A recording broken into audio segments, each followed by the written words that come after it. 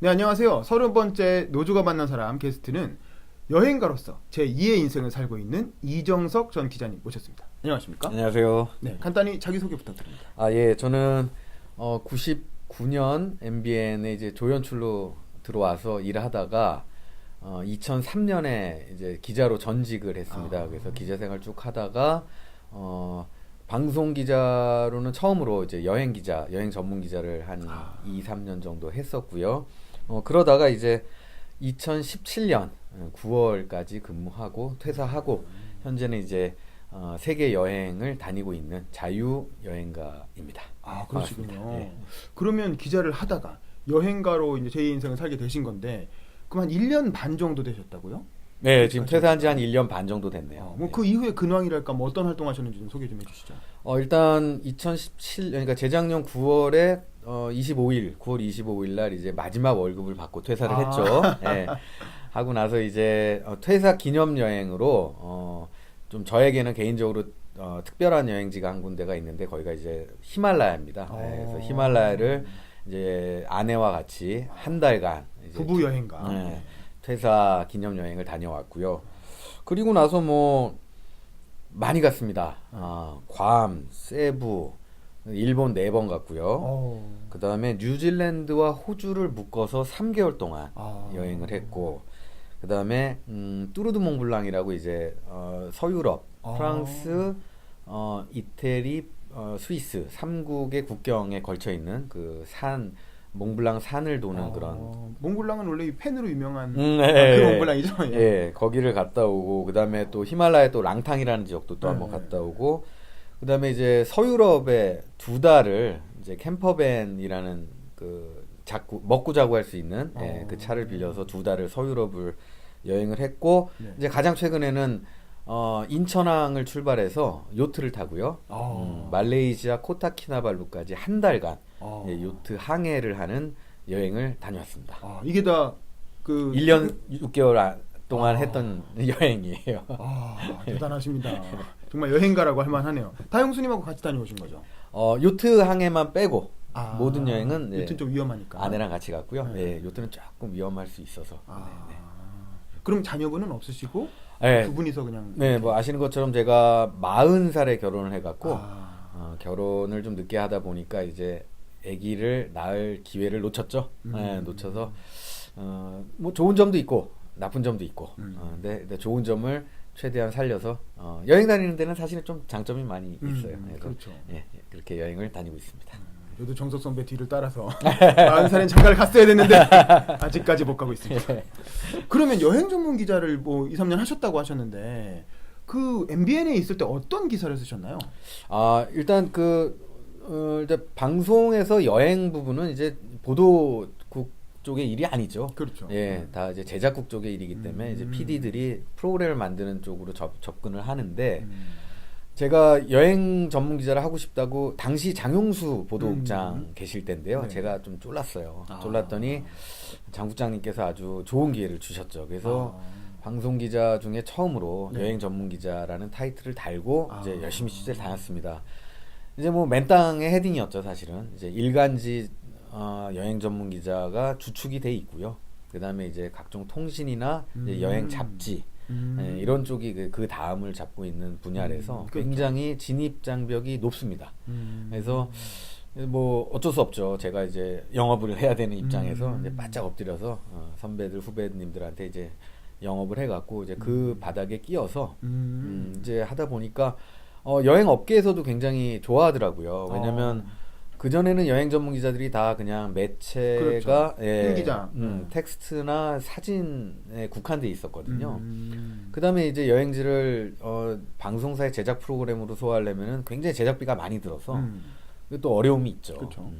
근데 이제 각사 한 명의 기자를 팸투어에 이제 참가할 수 있는데 그렇죠. 제가 혼자 그래서 캠코더를 들고 제가 직접 찍으면서 여행지 취재를 해서 나중에 그걸 뉴스 리포트로 내보내고 또 인터넷용으로 좀 길게 한 5분짜리로 이제 저는 이제 뉴스 안에 들어가는 다큐멘터리 형식이다. 그래서 이제 뉴스멘터리라는 뭐 네이밍도 한번 해보고 그렇게 해서 여행 콘텐츠를 정식 뉴스 프로그램이랑 그다음에 동영상으로 이제 제가 많이 소개를 하다 보니까 업계에서도 굉장히 좋아하셔서 그 다음에 이제 수요가 많았는데 결정적으로 이제 제가 팸 투어를 갈 수 있는 여건이 안 되더라고요. 안 보내주시고 그래갖고. 팸 투어를 가면 한 번 가면 한 일주일은 가야 되는데. 그렇죠. 예, 좀 길게 가야 되는데 일단은 이제 여행 리포트 안 쓰고 어디 가니? 여행 기자에 대한 이제 인식이 이놈 놀러 다닌다 맨날 그런 좀 안 좋은 인식이 좀 있어서. 맞아. 그리고 또 시청률에도 그닥 도움이. 그렇죠. 당장 시청률에 도움되는 게 아니니까. 그래서 이제 제가 막 어떨 때는 제가 여름 휴가 이런 휴가를 제가 그냥 내고. 아내를 버리고 저 혼자 이렇게 팸 투어 취재를 가곤 했는데 다행히 아내가 제가 여행을 정말 좋아하는 걸 알기 때문에 많이 이제 허락을 해줘서 가능했긴 했지만 나중엔 조금 서운한 마음도 들더라고요. 왜냐면 당연히 그렇죠. 왜 이런 좋은 컨텐츠를 만들겠다고 하는 사람을 뭐 도와주지 못할 망정 쪽박을 깨고 개인적으로 써야 할 휴가까지 내가 이렇게 들여서 해야 되는가. 그렇죠. 조금 억울한 생각도 들고 뭐 그런 일이 좀 있었죠. 저도 기억이 납니다. 선배가 옛날에 되게 이제 뭐 방송국 분들은 다 아시겠지만 그 방송 기자가 취재를 나간다는 건 취재 기자, 카메라 기자, 거기에 카메라 기자를 보조하는 오디오맨, 거기에 뭐 현장 기사까지 적어도 한 3-4명이 한 팀이 돼서 움직이는데 이렇게 해외 출장을 가시면서 혼자 가시는 거예요. 그리고 6mm 카메라 조그만 거 챙겨가지고 혼자 가서 산발이 뭐 싸들고 가서 직접 취재도 다 해오시고 그래서 그걸 3-4분짜리 보통 리포트보다 2-3배 분량의 긴 기사로 만들어서 그것도 뭐 주말용으로 가끔 방송도 되고 뭐 그랬던 기억이 저도 나는데 그때 기억에 남는 여행지가 있나요? 어디 그때 가셨었는지 그때 취재해서 기사화됐던 여행지나 뭐 일단 제가 MBN에서 여행 기자를 하면서 취재했던 곳 중에는 남미 파타고니아라고 그 트레킹으로 굉장히 유명한 곳이 있는데요. 거기랑 거기 한 일주일 다녀오신 거죠? 거기는 11일간 갔다 왔죠. 남미 가는 것 자체가 뭐 2박 3일 걸리고 막 이러니까. 예. 그리고 또 러시아에 엘브루즈라는 산이 있습니다. 그게 카프카스 산맥에 있는 산인데 그게 이제 러시아가 유럽으로 이제 병합이 되면서 유럽에서 가장 높은 산으로 기록이 돼 있거든요. 5,642m인데 이제 거기를 등정하는 이제 기회가 생겨서 거기를 또 취재를 갔고 또 뭐 노르웨이도 갔다 와보고 뭐 군데군데 많이 갔고요. 발리만 이상하게 2번을 또 가게 됐고. 네, 그다음에 좋은데 다녀오신 거 아닙니까? 등등 뭐 좋은데 많이 덕분에 많이 다녔습니다. 그러시군요.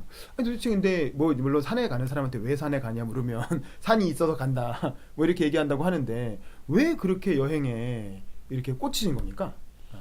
일단 제가 아주 어릴 때부터 굉장히 여행을 좋아했었어요. 좋아했고 아주 어릴 때 그래서 제 꿈이 택시기사였다고 저도 기억이 나고요. 그 이유가 뭐냐 물어보면 여기저기 다닐 수 있으면서 그렇죠. 돈도 버니까 그래서 그랬다가 이제 여행은 뭐 늘 좋아해서 많이 다녔죠. 많이 다니고 제가 뭐 MBN 이제 기자 생활 또 그 전에 PD 생활 할 때도 뭐 주말이면 무조건 밖으로 나가서 캠핑을 하든 여행을 가든 많이 다녔는데 이게 여행은 다니면 다닐수록 이 갈증이 더 심해지는 것 같아요. 뭐 마치 바닷물 마시는 느낌이에요. 그래서 이건 도저히 안 되겠다. 그래서 여행 기자를 이제 그만두고 그냥 경제부에서 이제 기획팀장도 해보고 또 산업부에서 경제부에서 정책팀장도 해보고 산업부에서 유통팀장도 해보고 이렇게 하다 보니까 점점 더 이렇게 뭐 삶이 제가 원하는 방향이랑은 반대로 나가는 느낌이 들더라고요. 그래서 좀 뭔가 돌파구가 필요할 것 같다라는 생각을 많이 했는데 조금 어두운 얘기긴 하지만 그때쯤 해갖고 제 친구 2명이 한 해에 2명이 운명을 달리했어요. 그러니까 아주 젊은 나이죠. 40대 초반이니까. 근데 그 사건을 겪고 나서 제가 좀 사고가 있다든가 뭐 그런 건 아니었고. 2명 다 불행히도 스스로. 아이고. 예. 그래서 한 명은 총각이었고 한 명은 아기가 어린 친구였는데 그런 걸 보고 이제 좀 인생에 대한 어떤 덧없음 그리고 지금 하지 않으면 기회가 언제든지 찾아올 수 있는 게 아니라는 걸 좀 깨닫게 됐고요. 그리고 뭐 어쨌든 20년 가까이 언론사 생활했으니까 뭐 지금쯤 조금 조기 은퇴를 해도 너무 빨리 내가 그만두는 건 아니라는 생각도 좀 들었고요. 그렇죠. 예. 여러 가지가 있었습니다. 뭐 회사를 그만두는 데는 수십 가지의 이유가 있다고 하는데 네네. 예, 그런 이유 등등등 해서 아. 예, 이렇게 여행가의 길을 걷게 된 거죠. 그러셨군요. 네. 알겠습니다. 그러면 뭐 수많은 여행지를 다니셨겠지만 회사에 있을 때도 그렇고 이제 전업 여행가가 돼서도 그렇고, 근데 그 중에 이 시청자들한테, 우리 노조가 만난 사람 시청자들한테 꼭 추천해주고 싶은 여기는 꼭 한번 가봤으면 좋겠다라고 권할 만한 그런 곳이 있다면 어떤 여행지가 있을까요? 일단 두 개는 굉장히 좀 그래도 특이하긴 하지만 이제 충분히 갈 수 있는 여행이고 한 가지는 조금 특이한 여행이긴 한데 네네. 세 가지를 제가 소개를 좀 해드리고 싶습니다. 네. 먼저 이제 히말라야, 이제 네팔에서도 갈 수 있고 인도에서도 갈 수 있는데 이제 네. 저는 이제 네팔 쪽으로만 한 7번 정도 갔다 왔네요, 지금까지. 제가 2010년도에 이제 네팔 히말라야의 ABC라고 안나푸르나 베이스 캠프까지 가는 트레킹을 처음 갔어요. 그게 이제 그 9박 문재인 10일. 대통령이 다녀오고 막 아, 그런 거 예. 아니에요? 문 대통령이 가신 데는 랑탕이라는 곳입니다. 네. 예. 그 제가 이제 작년에 갔다 온 곳인데, 아. 예. 안나푸르나 쪽은 이제 가장 대표적인 트레킹 코스입니다. 아. 그래서 많이 가요. 요새는 그래서 이제 중국 사람들도 엄청나게 많이 오더라고요. 근데 제가 2010년도에 거기를 갔다 오게 되면서 사실은 제가 좀 깨달은 게 있었어요.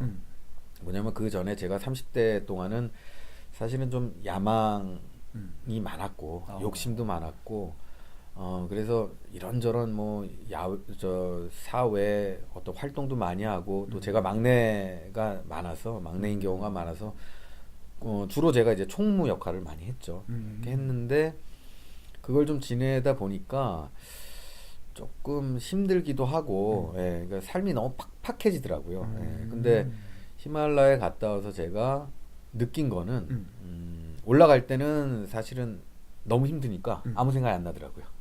근데 내려올 때 다 내려와서 내가 걸을 수 있으니 여기를 내가 지금 갔다 왔구나. 맞아요. 예. 네. 그런 아주 작지만 소중한 것들에 대한 좀 깨달음을 얻게 됐습니다. 그래서 거기는 이제 뭐 가시는 분들마다 다 다를 거예요. 이제 체력적으로 너무 힘드시면 뭐 내가 여기를 왜 왔나 뭐 이런 생각하면서 아무것도 생각 못 할 수도 있지만 한 번쯤 정말 거대한 자연에 그냥 내가 인간 이정석이 아니라 그냥 뭐라고 해야 될까요? 저는 한 마리 개미 같다는 생각이 들었거든요. 걸어가는데 그냥 정말 그냥 한 마리의 개미나 저나 별반 다를 게 없다는 게 생각이 들 정도로 거대한 자연이었는데 거길 걸으면서 참 여러 가지를 깨닫게 된 것 같아요. 그래서 요새 트레킹 좋아하시는 분들도 많으니까 기회가 되시면 히말라야를 한번 권해드리고 싶고 이제 두 번째 여행지는 남미 파타고니아인데요. 거기는 일단 지구 반대편이고요.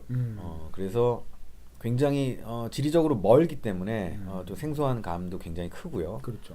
그다음 바람도 많이 불고 사람이 없어요. 사람의 그림자를 보기가 상당히 어려워요. 걷다 보면. 그 남미 어느 나라예요, 파타고니아? 그러니까 이제 아르헨티나와 칠레에 거쳐 있는 이제 남미 대륙의 가장 아래쪽에 있는 지역인데 꽤 넓은 지역입니다. 파타고니아 지역은. 근데 뭐 그 평지입니까, 산입니까? 뭐 산도 있는데 산이 그리 높진 않아요. 한 3,000m 정도 산이 있고 그 호수를 따라 걷는 이런 트레킹 코스인데요. 호수. 예, 굉장히 어떤 문명과 완벽하게 절연되는 듯한 느낌을 저는 받았어요. 그러니까 핸드폰 당연히 안 터지고요. 네. 예. 걷다 보면 일행들이랑 좀 멀어지다 보니까 앞뒤로 사람이 아무도 없는 거예요. 바람은 불고 그 황량한 곳에 거길 걸으면서 야 진짜 정말 세상 넓구나.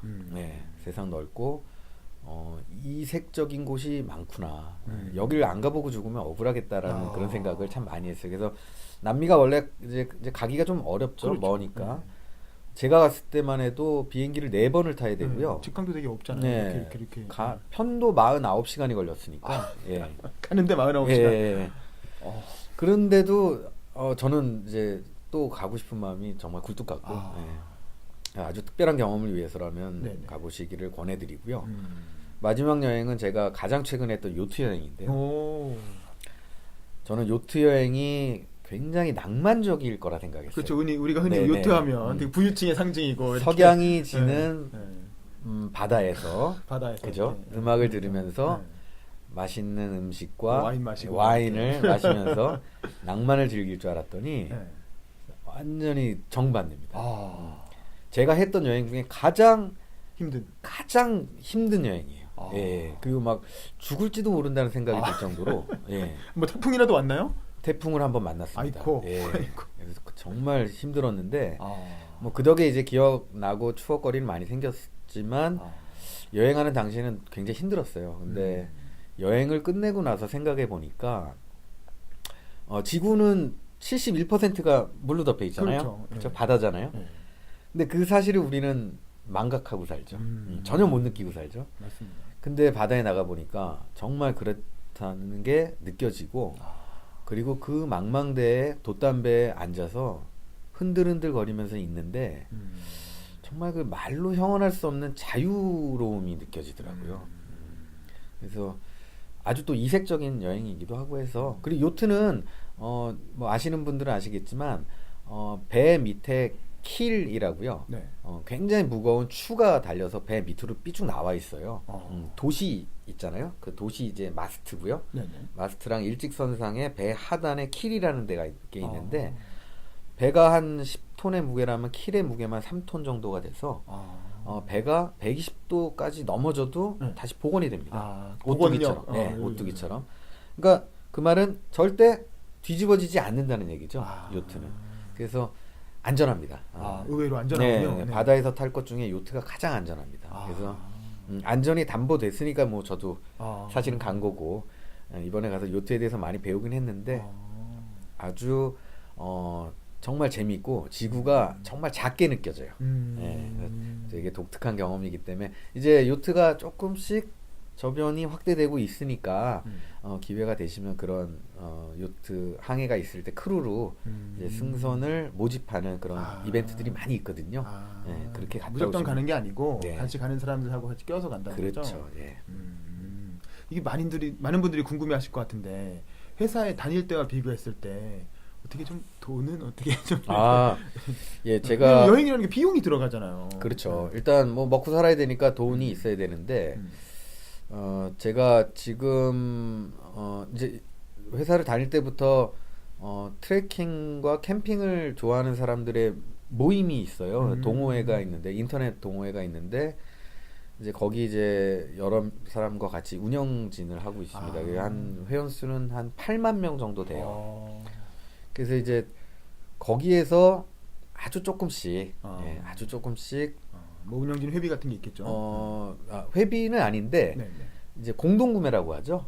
예, 사람이 많이 모이면 물건을 좀 더 싸게 살 수 있기 그렇죠. 때문에 그런 공동 구매 형식으로 하면서 아주 작은 뭐 수익을 수익은 얻고 있고. 얻고 약간, 있고요.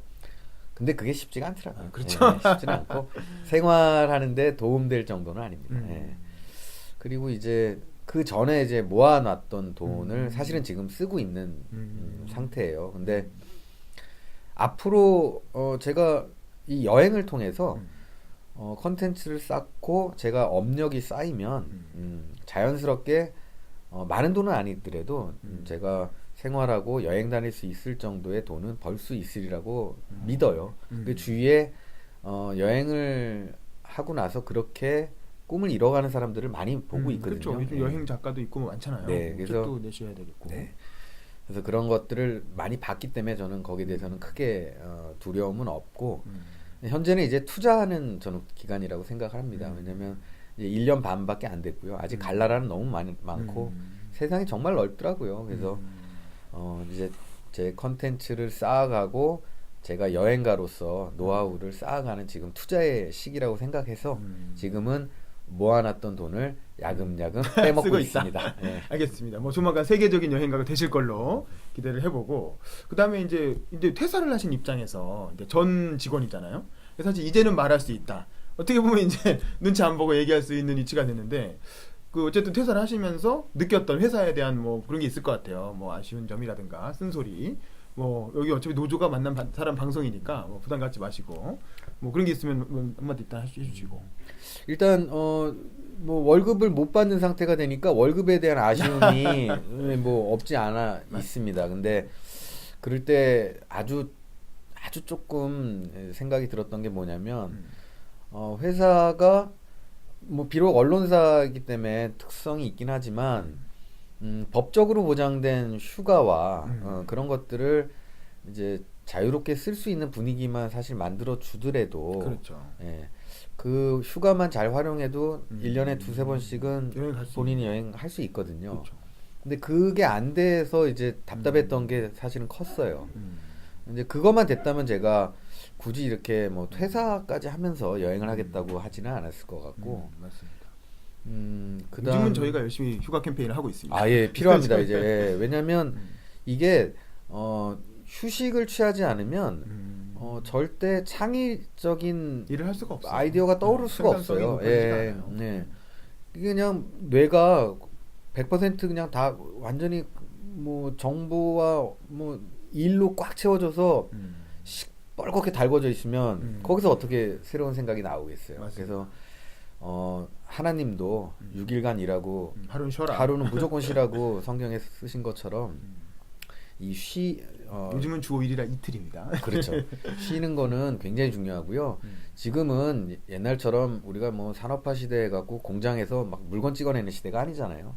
이제는 하나라도 더 다른 생각, 독특한 생각을 갖고 그걸 현실화해야 그게 돈도 되고 되는 그런 세상이기 때문에 맞습니다. 특히나 뭐 언론사 기자들, PD들 다 정말 머리에서 나오는 그 아이디어 하나로 먹고 사는 그런 컨텐츠로 먹고 사는 업종인데 그렇죠. 더더군다나 그게 필요하죠. 그래서 이 휴식을 완벽하게 보장해주고 어떤 다른 타사보다 오히려 그거에 대해서 더 기회를 많이 주고 보장을 해줘야 이 MBN의 조직원들이 타사와 비교되는 그런 성과물을 만들어낼 수 있다고 저는 생각해요. 그러니까 그런 부분이 없었던 거에 대해서는 조금 아쉬운데 이제 앞으로 그렇게 바뀐다면 뭐 그거는 굉장히 환영할 만한 일이고요. 예. 그리고 뭐 약간 주제넘게 말씀드리고 싶은 거는 다 이게 사람이 하는 일이지 않습니까? 그렇죠. 언론사야말로 사람이 재산인 회사인데. 뭐 건설사 망하면 뭐 책상이랑 전화기밖에 안 남는다고 하는데 언론사는 거기에다가 방송 장비 좀 남는 거밖에는 그렇죠. 또 차이가 없는 것 같아요. 근데 사람이 어떻게 보면 전부라고 얘기할 수 있는 건데 사람을 조금 귀하게 여기지 않는다는 느낌을 저는 사실은 많이 받았어요. MBN 이제 있으면서. 그래서 최근 언론사 중에 조금 조직원들을 귀하게 여겨주고 또 여겨주는 척하는지는 모르겠지만 그런 데가 몇 군데 보이더라고요. 근데 그 보면 이제 능력 있고 그런 후배들이 많이 옮겨가는 걸 보면 사실 뭐 그래도 MBN이 제 청춘을 바쳤던 친정이고 한데 이제 잘 되는 게 좋지 안 되는 거는 저도 싫거든요. 맞습니다. 근데 좀 그런 부분이 좀 아쉬워요. 근데 그 친구들 떠나는 거를 잡을 수 있는 명분이 없다는 거는 이제 더 마음 아픈 일이기도 한데 앞으로 MBN을 경영하시는 우리 분들께서 사람이 소중하다는 거를 좀 정말로 진심으로 자각을 하시고 조직원들에 대한 그런 아낌없는 투자와 배려를 해주시면 MBN이 점점 더 나아지는 그런 언론사가 되지 않을까 주제넘게 그런 생각을 좀 해봅니다. 인재들이 자기의 능력을 100% 발휘할 수 있는 그런 환경을 만들어주는 게 가장 중요하다. 좀 말씀이셨고요. 마지막으로 우리 노조원들 이 방송을 보고 계신 또 전 동료들에게 하고 싶은 말 있으면 하시죠. 네. 일단 이렇게 유튜브를 통해서 만나게 돼서 반갑습니다. 그래서 제가 한 1년에 그래도 한 번 정도씩은 이제 MBN에 찾아오는 것 같은데 그냥 좋게 떠났으니까 부담 없이 찾아올 수 있는 것 같아요. 그래서 좀 더 자주 만나서 이런저런 얘기도 하고 혹시 제가 도움이 될 만한 일 있으면 또 도움도 드리고 싶고 그런 마음이고요. 그리고 제가 이제 정말 들판에 나온 거잖아요. 나와서 보니까 MBN 안에 있을 때는 굉장히 큰 일이라고 느꼈던 것들이 밖에 나오니까 그렇게 큰 일이 아니더라고요. 예. 그리고 여기서 월급을 받는 게 당장에 끊기면 죽을 것 같다는 그런 공포감이 좀 있어요. 이 자본주의 사회에서는 우리가 여러 미디어에 노출되면서 그런 공포 마케팅에 좀 익숙해져 있는 감도 없지 않아 있지만 월급이라는 거에 대한 그런 안도감이 주는 그 반대의 또 불안감이 큰 것 같아요. 근데 이거는 뭐 제가 뭐 확정적으로 말씀은 못 드리지만 만약에 여러분이 진정으로 하고 싶고 그걸 위해서 준비를 오랜 시간 했고 그리고 나는 돈보다 내 삶의 가치를 더 추구하겠다. 나는 더 행복하게 살겠다라는 각오가 확고하게만 자리 잡혀 있다면 저는 밖에 나와도 뭐 죽는 거 아니고 지옥도 아니고요. 예. 충분히 더 행복하게 살 수 있다고 생각해요. 그래서 안에 있을 때는 뭐 꿈도 못 꿀 일이라고 치부하고 그냥 넘기지 마시고 본인을 한번 되돌아보면서 먼 미래를 그러니까 행복하려고 우리가 지금 열심히 일하는 거잖아요. 맞습니다. 근데 행복을 정작 못 누리다가 퇴직 후에나 누리려고 하면 뭐 관절 아파서 못 해요. 힘도 빠지고. 예. 그리고 또 부부간에 뭐 대화도 잘 안 나누고 하다가 퇴직하고 나면은 그렇게 눈치가 보인다면서요. 예. 그러니까 행복은 나중에 찾아야 되는 게 아니고요. 쌓아놓는다고 이자 붙는 것도 아니더라고요. 예. 그러니까 지금 현재 내가 행복할 수 있는 일을 지금 당장은 다 못하더라도 한 개씩만 하루에 한 개씩만이라도 해나가는 버릇을 좀 들이시면 그럼 나중엔 꽤 많이 행복해져 있는 본인을 발견하실 수 있을 거예요. 그러니까 조금 용기를 갖고 이렇게 한번 실천에 옮겨 보시기를 저는 강력히 추천드립니다. 행복에는 이자가 없다. 저에게 명언 제조기십니다. 네, 지금까지 이정석 전 기자였습니다. 감사합니다.